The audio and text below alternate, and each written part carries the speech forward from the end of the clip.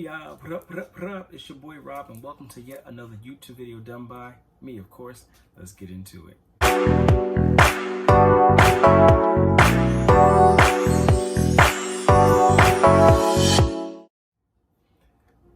So, this video is going to hit a little differently. It's going to be touching a very sentimental part of me. I'm letting you guys into my world. You guys are my Rob Mob. I know I've neglected you. I know I haven't been posting, but I'm back. And I'm going to start this one off a little different than most of them. This, if you know and if you read, this is the story time about the time I lost somebody who was very important to me in my life. And that person was none other than my grandfather. Me and him, we were very, very, very, very close. He was like the best friend that I've always wanted.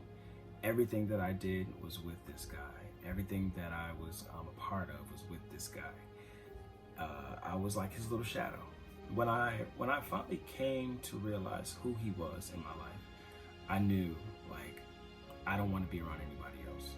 Every time I'm with him, I'm going to have a good time. Every time I'm with him, I know it's going to be nothing but fun. I'm going to buy toys. I'm going to eat McDonald's. I'm going to eat Burger King. I can do whatever I want around him.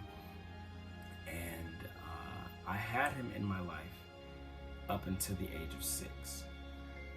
So backtrack. My grandfather was in the Vietnam War. He was a vet.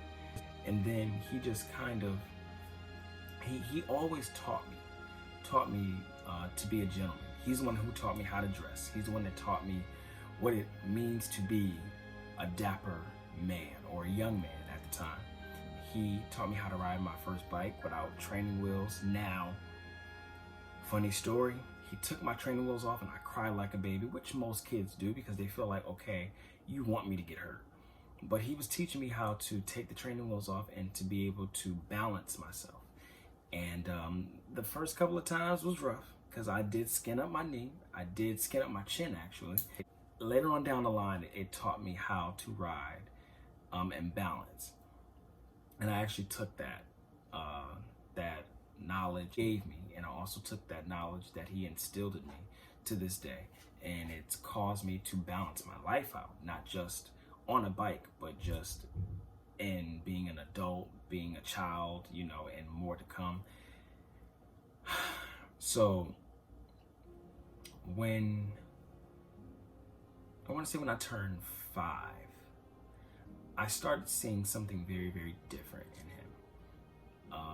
I was like, Granddad, let's do this. Granddad, let's do that. And I seen him, he started to lag and he was moving slower. And I'm like, okay, well, you know, he's getting up there, but he wasn't too old. So I would be like, come on, Granddad, let's do this. And I was always pressuring him to do things. And he started slowing down. But me being a child and me with all this energy, he tried to keep up. But that's one thing I would say, my grandfather was never a complainer. We always laughed. I would never see him in pain. I would never see him with any type of issues going on with his body. I never went to any of his doctor's appointments. He was always like, all right, baby, you ready to go? And I'm like, yep, let's go. And we always had a fun time. There was always an adventure waiting for us. And it wasn't up until Christmas time of when I was 5 is when I started to see him decline. When I turned 6, that's when he was inside the hospital. Try not to cry. He was inside the hospital and he was sitting there inside of the bed. But before then, my grandmother said, let's go get Granddad a card. And I said, okay. She said, well, pick out a card for him and you write something in there so therefore you can read it to him. I'm like, okay. So I go in and I see him. I pick out this very nice card. I write something, just, you know, something from the heart, something really quick. And I write it in there. And even back then I had very nice penmanship, period. And I go inside of the room inside the hospital, and I see him in the bed, and I see the tube in his, well, the oxygen tube in his nostrils, and that sent me over, because I knew then, red flags, something isn't right. And my grandfather always had a raspy voice, but it was a high pitch, but it was higher than mine right now. It was kind of like, hey baby, like it was something like that. Wow. And he said, hey. And when he said it, I immediately tried to hold back the tears, like I'm trying to do now. And he said, what you got there? And I said, I have a card for you, Granddad. He said, okay, you gonna read it to me? And I said, yes. So my father couldn't stand to look at his father in that way. So he left out the room. I stood there, and my grandmother was pretty much like rubbing my back, because I was reading it, but the tears were beginning to form. And so, you know, whenever you get ready to cry, you kind of get real, like, tight in the mouth, and it's like, it's hard for the words to come out. So he knew that I was hurt, and he knew that what I was looking at wasn't my grandfather. It was a sick man. It was a man who wasn't feeling well. And so I read the card, and then after that, I just said, can I step outside, Grandma? And she said, yeah, baby, go ahead.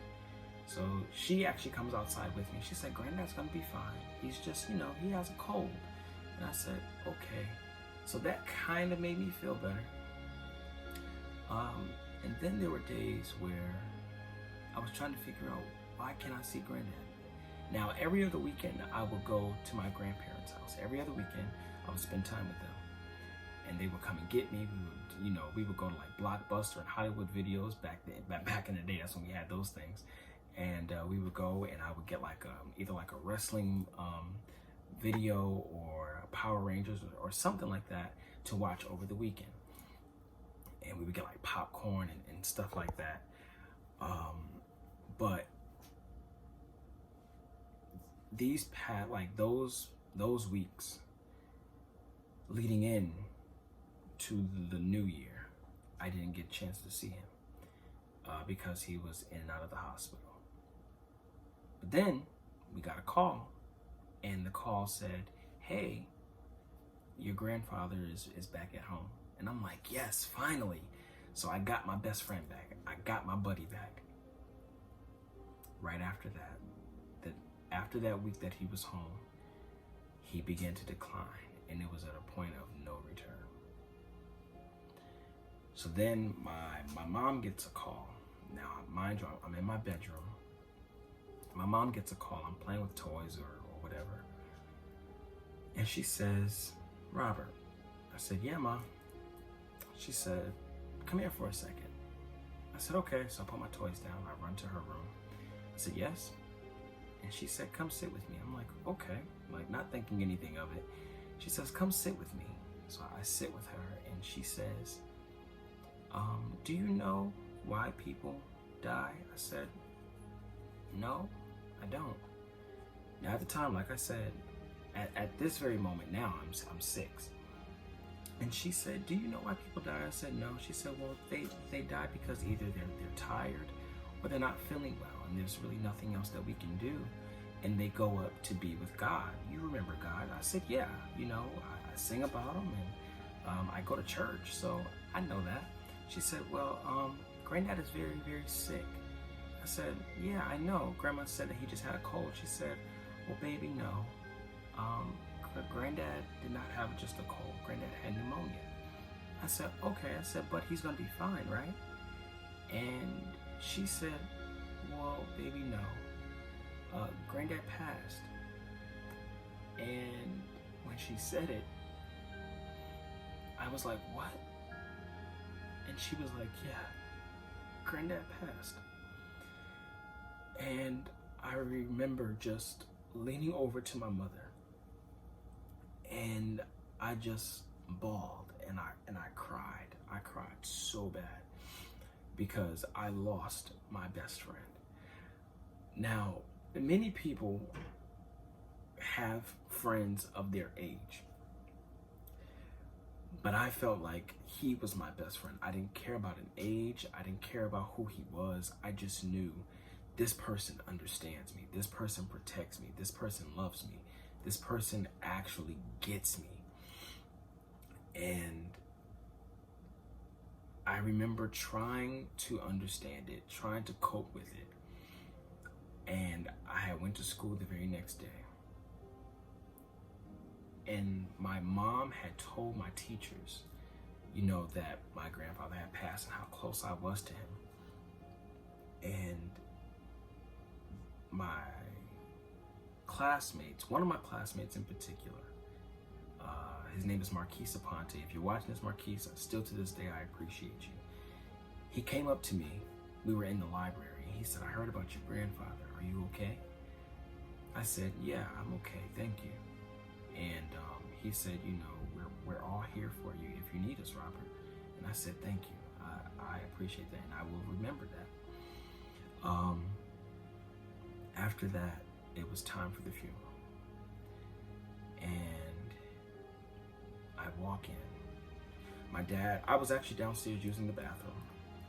And I was trying to make sure, me being a younger child, I still knew how to kind of wrap my mind around certain things, because I felt like, honestly, still to this day, I feel like I've been here before. But I tried to wrap my mind around the fact that my grandfather was no longer here, and I was getting ready to see him for the last time. So I come up the stairs, and my father was like, "Come on, we're about to walk in." So I'm coming in, I'm with my dad, and my dad lets my hand go as he looks over the casket and he sees his father laying there. As I come up now to the casket, I look in and I see my best friend. I see my grandfather laying there. I looked at him for literally half a second, and I turned away and I cried. My mom came up, she picked me up and she carried me back to the seat.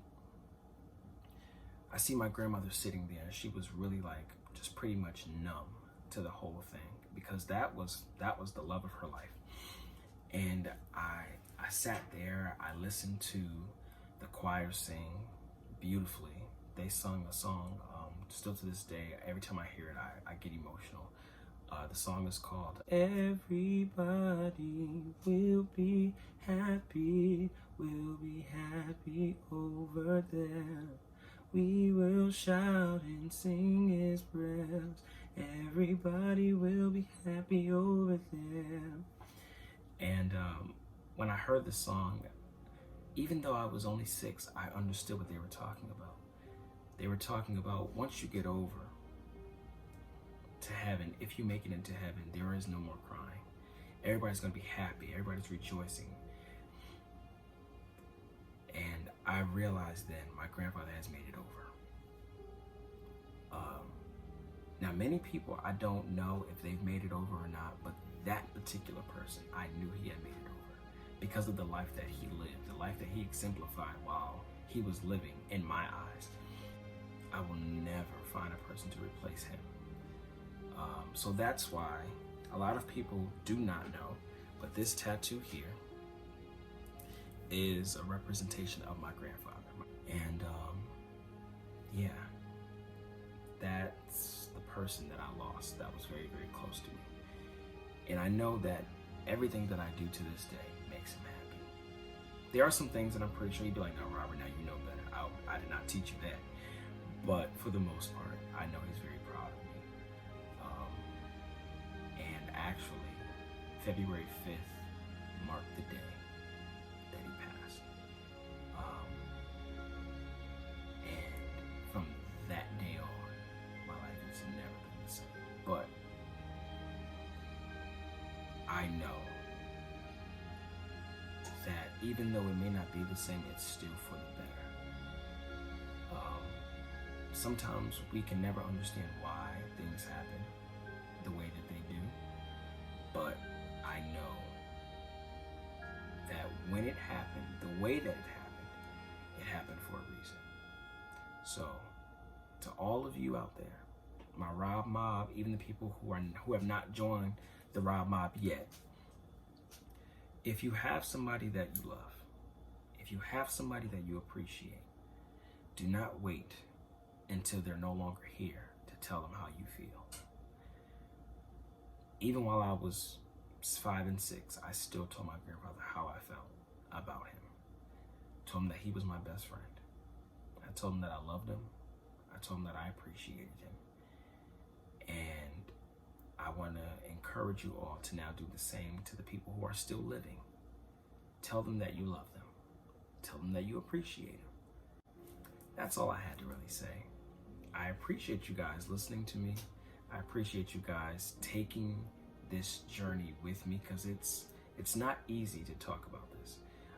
But I think I've done better than I have in a very long time. See, I broke down a little bit, but in the end, I'm still rejoicing and I'm happy, because I know that he's still looking down on me, and I know that he's proud overall of the accomplishments that I've made throughout this year, or even throughout life. So until next time, you guys, make sure that you're liking and subscribing.